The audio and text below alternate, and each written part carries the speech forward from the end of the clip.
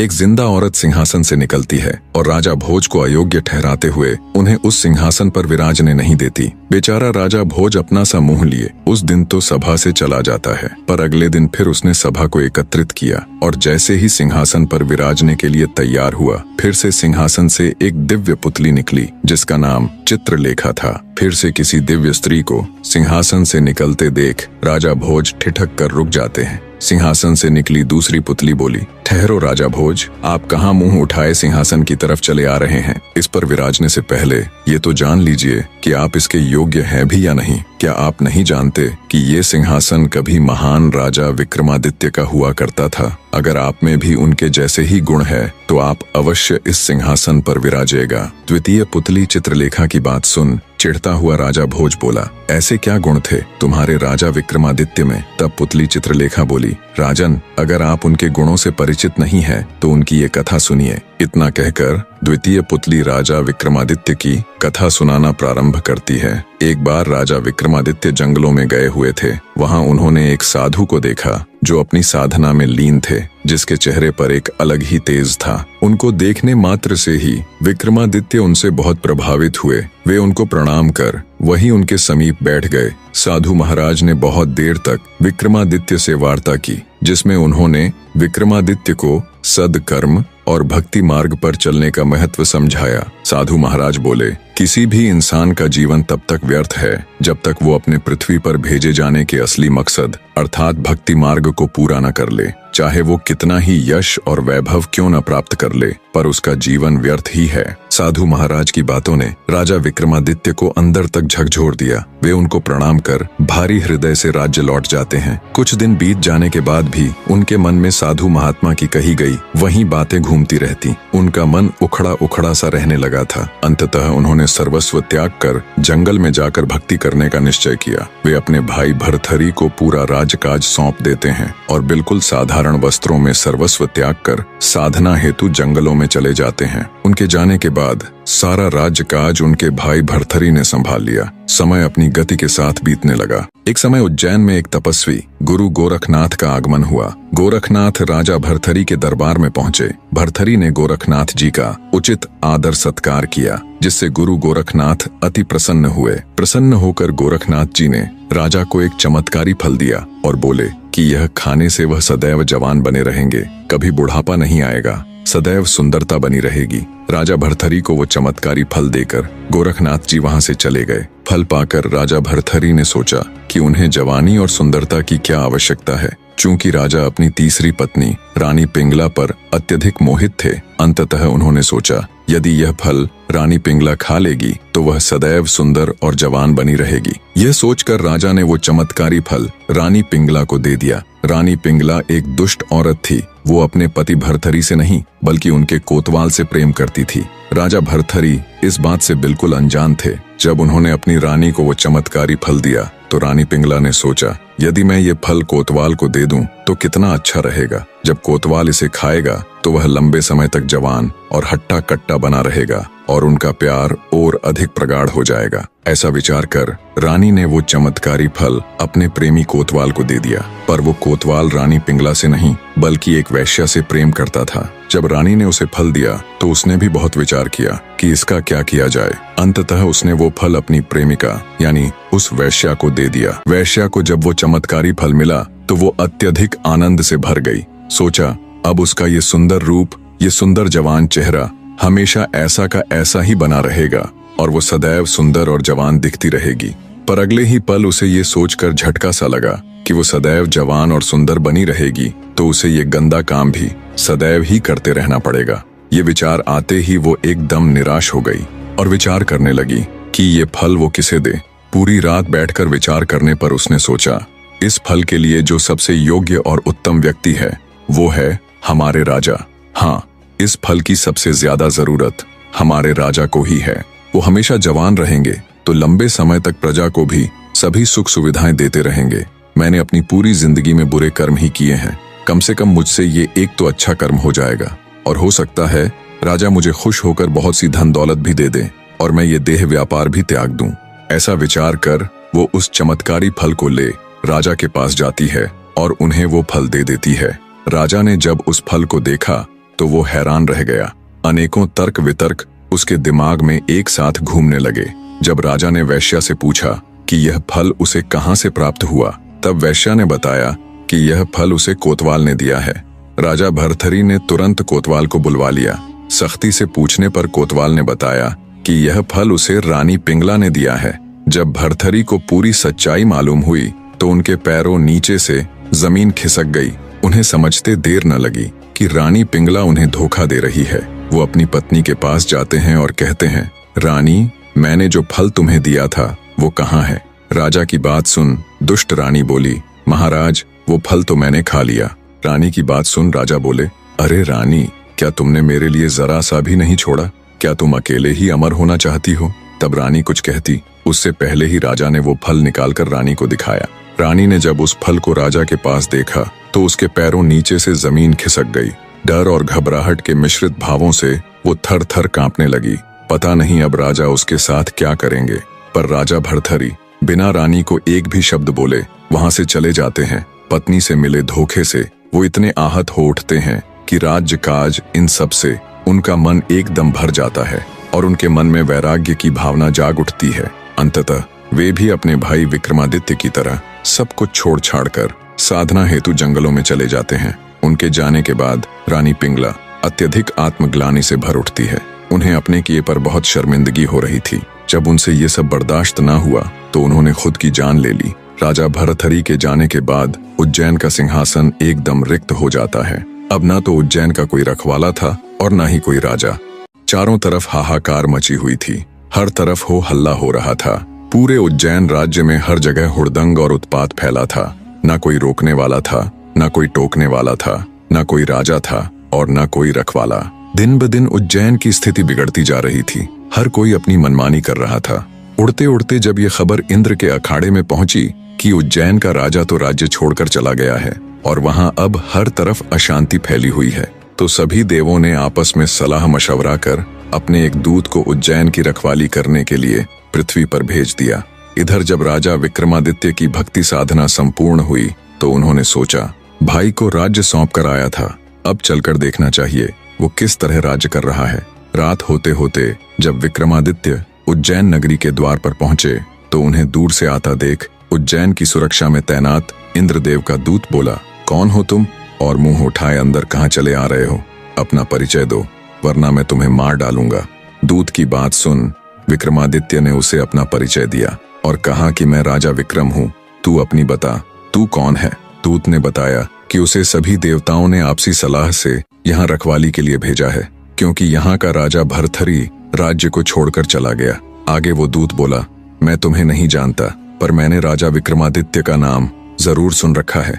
उस वीर पुरुष के किस्सों से मैं भली भांति परिचित हूँ, पर मैं कैसे मान लूं तुम वही महान राजा विक्रमादित्य हो? अगर तुम सच में विक्रमादित्य ही हो तो मुझे युद्ध में परास्त करके दिखाओ, तब मैं ये अवश्य ही मान लूंगा कि तुम ही राजा विक्रमादित्य हो। देव की बात सुन विक्रमादित्य बोला, अगर तुम ऐसा ही चाहते हो तो ठीक है। दोनों के बीच युद्ध हुआ और कुछ ही देर में विक्रमादित्य ने उस दूत को पछाड़ दिया। तब दूत अपनी हार स्वीकारते हुए बोला, मान गया कि तुम ही राजा विक्रमादित्य हो। तुम मुझे कुछ मत करो, मैं तुम्हें एक ऐसा वरदान दूंगा जो आजीवन तुम्हारे काम आएगा। दूत की बात सुन विक्रमादित्य हंसता हुआ बोला, तू मुझे वर देगा? तब दूत बोला, मेरी बात कान खोलकर सुनो विक्रमादित्य। माना कि तुम सबसे श्रेष्ठ हो, माना कि सब राजा तुमसे डरते हैं, माना कि पूरे देश में तुम सा कोई दूसरा राजा नहीं, पर हे राजन, मैं तुम्हें ऐसे 4 वीर भेंट करूंगा जो तुम्हारी आज्ञा से कहीं भी आ जा सकते हैं। वो सूक्ष्म से सूक्ष्म और दीर्घ से दीर्घ हो सकते हैं। जब भी तुम्हें उनकी जरूरत हो बस एक आवाज देना, वो चारों हाजिर हो जाएंगे। इतना कहते हुए उस इंद्र के दूत ने वे 4 वीर राजा विक्रमादित्य को भेंट कर दिए। कहते हैं तब से राजा विक्रमादित्य को वीर विक्रमादित्य के नाम से जाना जाने लगा। राजा वीर विक्रमादित्य के वापस आने से संपूर्ण उज्जैन नगरी ने खुश हो भगवान श्री राम के आगमन की ही तरह विक्रमादित्य का स्वागत भी घी के दिए जलाकर किया। पूरे राज्य में हर तरफ खुशियों का माहौल था। उज्जैन की प्रजा एक बार फिर से अपने चहीते राजा विक्रमादित्य को पाकर खुश थी। महान राजा विक्रमादित्य की जीवन गाथा का किस्सा सुनाकर राजा भोज से कहती है, हे राजा भोज, क्या तुम्हारे अंदर है इतनी क्षमता कि तुम चंद पलों में अपने राज्य को तज कर भक्ति साधना के लिए चले जाओ? क्या तुम्हारे अंदर है इतनी क्षमता कि तुम भगवान इंद्र के दूत को परास्त कर उसे अपना गुलाम बना लो और वर देने के लिए विवश कर दो? क्या तुम्हारे पास भी है राजा विक्रमादित्य की तरह वो 4 शक्तिशाली वीर जो तुम्हारे बस एक इशारे पर तुम्हारे लिए कुछ भी कर दें? अगर है तुम्हारे अंदर भी ये सब खूबियां तो बेशक तुम इस सिंहासन पर विराजमान हो सकते हो। द्वितीय पुतली चित्रलेखा की बात सुन राजा भोज का मुंह उतर जाता है। विक्रमादित्य के किस्से सुन राजा भोज को खुद पर बड़ी लज्जा महसूस हुई। उन्होंने अपने मन में विचार किया कि वो तो विक्रमादित्य के सामने सच में ही एक तुच्छ मनुष्य है। सच में कितने महान थे विक्रमादित्य, जिन्होंने एक साधु के कहने मात्र से अपना सिंहासन त्याग दिया और राजकाज छोड़कर वर्षों जंगलों में रहकर तप किया। कितने शक्तिशाली थे वो, जिसने देवताओं के भेजे दूत को चंद पल्लों में अपने सामने झुकने पर मजबूर कर दिया। ये सभी विचार करते करते उन्होंने सोचा, पर अब तो विक्रमादित्य यहाँ नहीं है, अब तो उनका समय नहीं है। ये समय मेरा है और मुझे पूरा अधिकार है इस दिव्य सिंहासन पर विराजने का। आज का दिन भले ही बीत गया हो, लेकिन मैं कल अवश्य ही इस अलौकिक सिंहासन पर बैठकर रहूंगा। इन्हीं विचारों के साथ राजा भोज दरबार से चला जाता है। सिंहासन से निकली प्रथम पुतली रत्नमंजरी की ही तरह दूसरी पुतली चित्रलेखा ने भी भोज को सिंहासन पर बैठने नहीं दिया। अगले दिन फिर से तय समय पर सभी राजदरबारी राजदरबार में उपस्थित हो गए।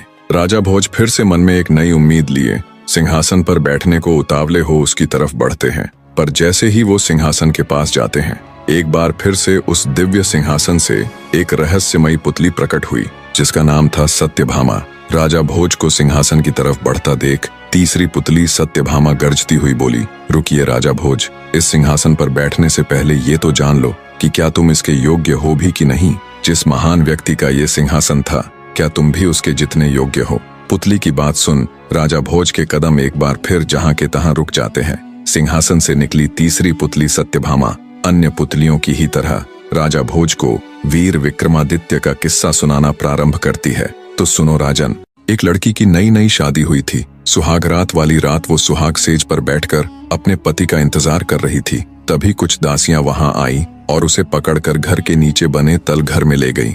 नई नवेली दुल्हन दासियों के इस एकदम से किए गए व्यवहार से अचंभित हो गई। उसे कुछ समझ नहीं आया कि ये उसके साथ हुआ तो हुआ क्या। वो कुछ समझ पाती इससे पहले ही उसे पकड़कर लाई दासियां बोली, आपके पति की आज्ञा से आपको जीवन भर इस तल घर में बंद रखा जाएगा।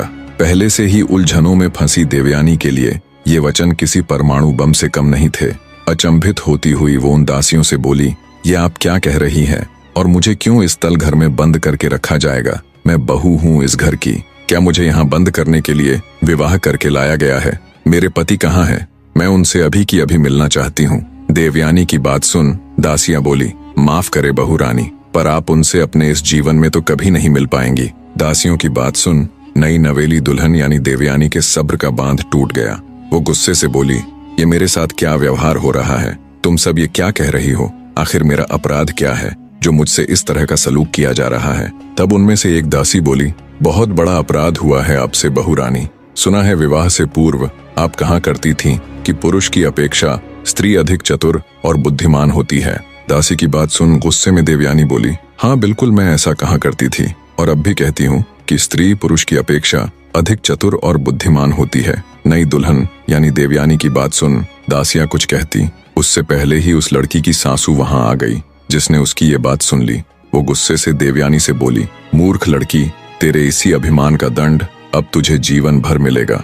जिस दिन से मेरे पुत्र ने सुना है कि तुम लड़की होकर इस तरह की बातें करती हो, उसी दिन से वो हमारे पीछे पड़ा हुआ है और उसने आग्रह किया कि वो तुमसे विवाह करना चाहता है और हमें भी मजबूरी में उसकी बात माननी पड़ी। अब वो तुझे जीवन भर इसी तल घर में बंद करके रखेगा, ये देखने के लिए कि तुम कितनी बुद्धिमान हो, कितनी चतुर हो।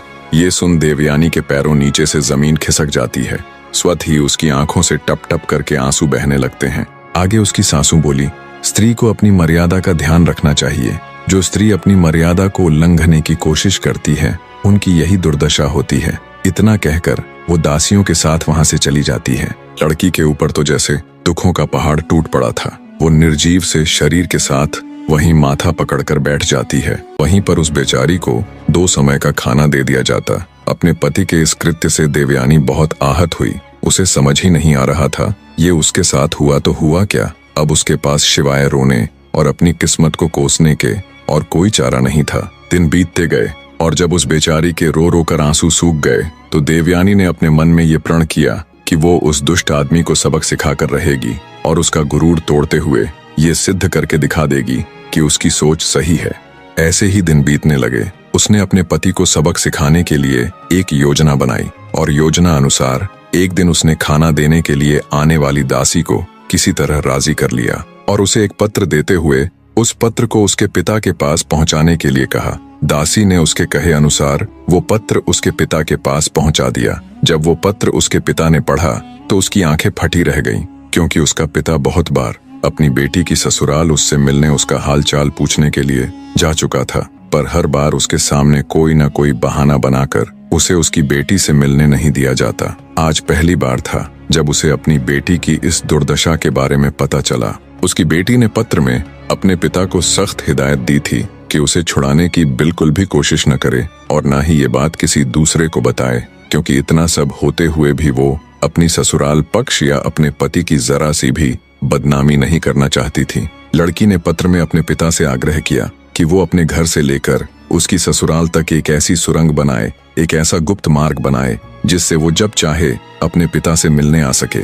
अब लड़की का दुखियारा पिता बेचारा मरता क्या न करता। उसने अपनी बेटी के कहे अनुसार सुरंग बनानी शुरू कर दी और कुछ महीनों बाद वो इसमें सफल भी हो गया। एक दिन हमेशा की तरह लड़की बेचारी गुमसुम सी बैठी हुई थी। तभी उसे जमीन के अंदर कुछ ध्वनि सुनाई दी। कुछ ही देर में उस गुप्त मार्ग के जरिए उसका पिता उसकी आंखों के सामने था। बहते नेत्रों के साथ लड़की भागकर अपने पिता से लिपट गई। देवयानी का पिता उसकी हालत देख अत्यंत दुखी हुआ। लड़की सुरंग के रास्ते अपने पिता के घर आ गई। अब वो हर रोज उस गुप्त मार्ग से कुछ समय के लिए अपने पिता के घर जाने लगी। जाने कितने दिनों कितने महीनों बाद उसके चेहरे पर मुस्कान लौटी थी और उसने खुली हवा का एहसास किया था। अब वो स्त्री हर रोज उस सुरंग के जरिए अपने घर आने जाने लगी। स्त्री ने अपने पति को सबक सिखाने के लिए ग्वालन का रूप बना लिया और पिता की सहायता से नगर के बाहर एक छोटा कच्चा मकान बनवा लिया और कुछ गाय भी पाल ली। अब वो ग्वालन के वेश में अच्छी तरह से बन ठन कर अपने पति को रिझाने के लिए उसके आसपास रहकर, जहां वो अपनी मित्र मंडली के साथ उठता बैठता था, दूध बेचने लगी। आखिरकार जैसे उसने सोचा वैसा ही हुआ। उसके पति की निगाह उस पर पड़ ही गई। वो उसके रूप रंग पर इतना मोहित हो गया कि अब तो वो हर रोज उसके आने के समय उसे क्षण भर देखने के लिए वहां बैठने लगा। कई दिन ऐसे ही गुजर गए।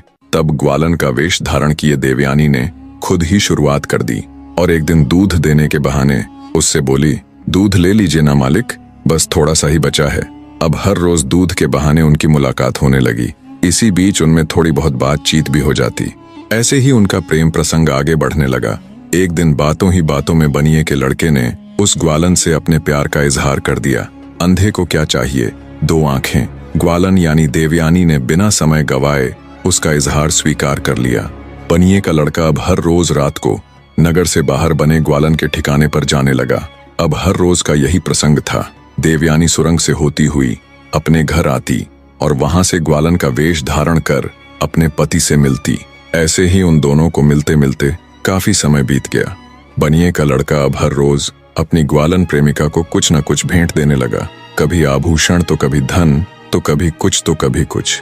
पर फिर एक दिन जब बनिए का लड़का ग्वालन से मिलने आया तो न उसे ग्वालन का वो कच्चा मकान मिला, न उसकी गाय और न वो खुद। ये देख वो भौचक्का सा खड़ा रह गया।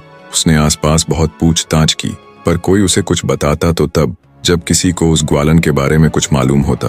ग्वालन के प्यार में वो अब हर समय विरक्त रहने लगा। उधर ग्वालन यानी देवयानी का उससे मिलना बंद करने के दो कारण थे। एक तो वो उसे बिछड़ने का एहसास करवाना चाहती थी और दूसरा कारण ये कि वो माँ बनने वाली थी। एक दिन जब दासियां उसे खाना देने आई तो वहां एक नवजात बच्चे को देवयानी की गोद में खेलता देख दंग रह गई। आखिर वो तो 2 साल से तल घर में बंद थी, तो फिर ये बच्चा कहाँ से आया। वो तुरंत भागी भागी अपनी मालकिन के पास गई और उसे सारी परिस्थिति से अवगत करवाते हुए बोली, माँ जी, अपनी बहू को बच्चा हुआ है। ये बात सुन बुढ़िया उसे झिड़काते हुए बोली, क्या तुम पागल हो गई हो, जो कुछ भी अनाप शनाप बके जा रही हो। 2 साल से तल घर में बंद अकेली स्त्री को बच्चा कैसे पैदा हो सकता है। वो तुरंत दासियों के साथ तल घर में जाती है। देखा तो उनकी बहू की गोद में एक नवजात शिशु खेल रहा है। ये देख उसके भी पैरों नीचे से जमीन खिसक गई। आग बबूला होते हुए बोली, ये बच्चा किसका है? देवयानी बड़े ही शांत स्वर में बोली, मेरा और मेरे पति का है। ये बात सुनते ही उसकी सासू माँ के गुस्से का ठिकाना ना रहा। बोली, नीच, उल्टा, मेरा बेटा तो कभी झांकने भी नहीं आया तलघर में, जो तू उसे इस बच्चे का बाप बता रही है। देवयानी बोली, माँ जी, कुछ भी कहने से पहले आप एक बार उन्हें बुला तो दीजिए। एक बार वो कह दे कि वो मुझसे कभी नहीं मिले। बहू की बात सुन आग बबूला होते हुए उसकी सासू माँ बोली, चरित्रहीन, कब मिला मेरा बेटा तुझसे? पता नहीं किसका पाप मेरे बेटे की सिर मड़ रही है। लगता है ये दासियां भी तुझसे मिली हुई है। लगता है यहाँ कोई गैर पुरुष आता रहा है। इतना कहते हुए बुढ़िया ने उसे घर से निकाल दिया। देवयानी रोती गिड़गिड़ाती रही, पर उन्होंने उसकी एक न सुनी। बेचारी रात के समय आंखों में अश्रु लिए अपने बच्चे को ले चल पड़ती है। संयोगवश उसी रात राजा विक्रमादित्य वेश बदलकर प्रजा का हाल चाल जानने के लिए नगर में निकले हुए थे। उन्होंने जब रोती हुई अकेली स्त्री को देखा तो वो उसके पास गए और उससे रोने का कारण पूछा, पर देवयानी ने अपने ससुराल की बदनामी के डर से उन्हें कुछ न बताया। तब ब्राह्मण वेश में विक्रमादित्य उससे बोला, देखो, तुम मुझे अपना दुख नहीं बताना चाहती तो न सही, पर मेरी एक बात जान लो, जीवन में अन्याय सहना और उसे छुपाने वाला भी उतना ही दोषी होता है जितना कि अन्याय करने वाला। अगर तुम मेरी बात मानो तो तुम्हें राजा विक्रमादित्य के पास जाना चाहिए। वो बड़े न्यायकारी राजा है और एक राजा भी पिता के ही समान होता है। वो अवश्य ही तुम्हारा कष्ट दूर करेंगे। इतना कहकर राजा विक्रमादित्य देवयानी को उसके पिता के घर छोड़ देते हैं। देवयानी को ब्राह्मण यानी विक्रमादित्य की बात खटक गई। उसने सोचा कि आखिर कब तक वो इस अन्याय को सहती रहेगी। अगले दिन जब वो अपने पिता के संग राजा विक्रमादित्य के दरबार में जाती है तो वो तुरंत राजा विक्रमादित्य को पहचान लेती है कि ये तो वही ब्राह्मण है जो पिछली रात मुझे मिला था। उसे समझते देर न लगी कि कल रात उससे मिलने वाले राजा विक्रमादित्य ही थे। वो निश्चिंत हो अपनी पूरी व्यथा राजा विक्रमादित्य के आगे कह सुनाती है। सारी बात सुन राजा विक्रमादित्य कुछ देर सोच में पड़ जाते हैं, फिर कहते हैं, तुम्हारे साथ कल इतना सब हुआ, तब तुम्हारा पति कहाँ था? घर में इतना हो हल्ला होने के बाद तो उसे जरूर आना चाहिए था। खैर, कोई बात नहीं, हम खुद वहां चलेंगे। राजा विक्रमादित्य अपने राजसी वस्त्र त्याग देते हैं ताकि कोई उन्हें पहचान न पाए और साधारण से वस्त्रों में कृत्रिम दाढ़ी लगाकर देवयानी को अपनी साथ ले उसकी ससुराल चल पड़ते हैं। जब विक्रमादित्य देवयानी के साथ उसकी ससुराल पहुंचते हैं तो उसकी सासू माँ और उसका ससुर उन्हें देखते ही भड़क उठते हैं और उस पे चिल्लाते हैं, उल्टा स्त्री तू यहाँ फिर आ गई, और ये तेरे साथ कौन है? क्या यही है वो जिसका ये बच्चा है?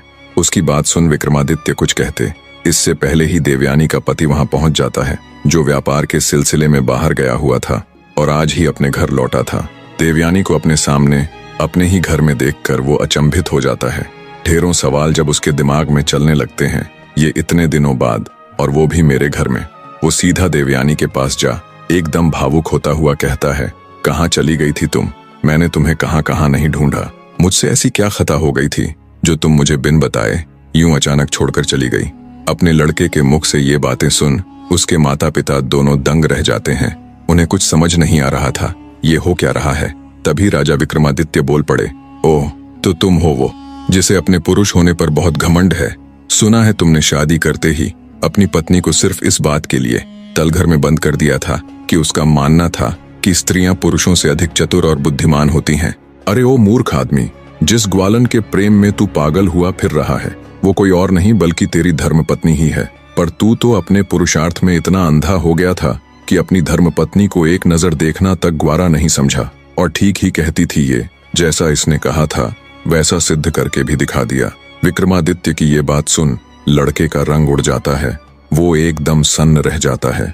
उसका सारा गर्व कुछ ही पलों में चकनाचूर हो चुका था। वो हकलाते हुए कहता है कि ये कैसे संभव हो सकता है। तब देवयानी उसे सारा किस्सा कह सुनाती है कि कैसे उसने अपने पिता की सहायता से वो सुरंग बनवाई और कैसे उसे सबक सिखाने के लिए ग्वालन का वेश धारण किया। सारा माजरा समझ बनिए कि लड़के समेत उसके माँ बाप भी दंग रह जाते हैं। उन सब का सिर मारे लज्जा के झुक जाता है। तब विक्रमादित्य अपनी वो कृत्रिम दाढ़ी हटाते हुए अपने असली रूप में आ जाते हैं। राजा विक्रमादित्य को देख वो लड़का और उसके माँ बाप उनके पैरों में गिर जाते हैं और उनसे क्षमा मांगते हैं। उन्हें यूं गिड़गिड़ाता देख राजा विक्रमादित्य बोले, उठो, अगर तुम्हें माफी ही मांगनी है तो अपनी बहू से मांगो। कितना जुल्म किया है तुमने इस बेचारी पर। और एक ये है जो इतना सब कुछ होते हुए भी तुम्हारे खिलाफ बोलकर तुम्हारी जरा सी भी बदनामी नहीं करना चाहती थी। राजा विक्रमादित्य की बात सुन देवयानी के सास ससुर उससे हाथ जोड़कर माफी मांगते हैं और कहते हैं, हमें क्षमा कर देना बेटी, हमसे बड़ी भूल हो गई। देवयानी का पति भी उसके सामने घुटनों पर बैठ माफी मांगता है और कहता है, क्षमा करना प्रिय, मैंने तुम्हारे ऊपर बहुत जुल्म किए। आज तुमने मेरा गर्व चूर चूर कर दिया और ये सिद्ध कर दिया कि वाकई में तुम जैसी स्त्रियां मेरे जैसे नीच पुरुष से कहीं ज्यादा चतुर और समझदार होती हैं। देवयानी को राजा विक्रमादित्य की बदौलत अपना पति और परिवार वापस मिल चुका था। इतनी कथा सुनाते हुए तीसरी पुतली बोली, सुना राजा भोज, ऐसे थे हमारे राजा विक्रमादित्य, जो किसी भी दीन दुखियारे को देख उसका दुख मिटाने को इतने आतुर हो जाते थे जैसे वो किसी दूसरे का दुख न होकर स्वयं उन्हीं का हो। अगर तुमने भी कभी ऐसा महसूस कर किसी दुखियारे को उसके दुख से निजात दिलाई है तो स्वागत है आपका इस सिंहासन पर। पुतली की बात सुन बिना कुछ कहे सुने एक बार फिर से निराश हो राजा भोज वापस लौट जाते हैं। इस तरह एक दिन और गुजर जाता है जब राजा भोज उस दिव्य सिंहासन पर विराजमान नहीं हो पाए। अगले दिन फिर दरबार लगा। अब राज दरबारी बजाय ये देखने के कि राजा भोज सिंहासन पर कैसे विराजमान होंगे, बल्कि ये देखने के लिए ज्यादा आतुर रहते कि आज कौन सी पुतली सिंहासन से प्रकट होगी और वो महान राजा विक्रमादित्य की किस कथा का उल्लेख करेगी। तो सभी दरबारी बड़ी उत्सुकतावश दरबार में बैठे हुए थे। तभी राजा भोज भी दरबार में आते हैं और जब वो सिंहासन की तरफ उस पर विराजने के लिए अपने कदम बढ़ाते हैं, तभी एक बार फिर एक चमत्कारी रोशनी के साथ सिंहासन से एक नई पुतली प्रकट हुई जिसका नाम कामकंदला था। राजा भोज को सिंहासन पर बैठने के लिए आतुर हुआ देख चौथी पुतली कामकंदला बोली, रुकिए राजा भोज, सिंहासन पर विराजने से पहले जिनका ये सिंहासन था उनकी एक कथा सुनिए। कथा सुनने के बाद अगर आपको लगे कि आप में भी है वो गुण तो अवश्य आप इस सिंहासन पर बैठ जाइएगा। पुतली की बात सुन राजा भोज के बढ़ते हुए कदम स्वतः ही रुक जाते हैं और वे उस पुतली को राजा विक्रमादित्य की कथा सुनाने का आग्रह करते हैं। चौथी पुतली कामकंदला कथा सुनाना प्रारंभ करती हैं। तो सुनिए राजन, एक जरूरी बात मेरे प्रिय दर्शकों, आप में से बहुत से दर्शक मेरी तरह वीडियो बनाना सीखना चाहते हैं, तो उन सीखने को उत्सुक दर्शकों को बता दूं, आप सबके लिए मैंने लेश मात्र कीमत पर 2 ट्यूटोरियल वीडियो बनाई है जिसमें सब बताया है कि मैं कौन से AI का उपयोग करके ऐसी वीडियो बनाता हूं और इन्हें बनाने की क्या प्रोसेस रहती है। 2 ट्यूटोरियल वीडियो देखकर आपको सब ज्ञान हो जाएगा। फिर भी कोई सवाल रह जाए तो कमेंट करके पूछ सकते हैं। इसके लिए आपको चैनल ट्रू वर्ड्स ज्वाइन करना पड़ेगा। धन्यवाद दोस्तों। कहानी का अगला भाग बहुत जल्द आप सबके सामने होगा।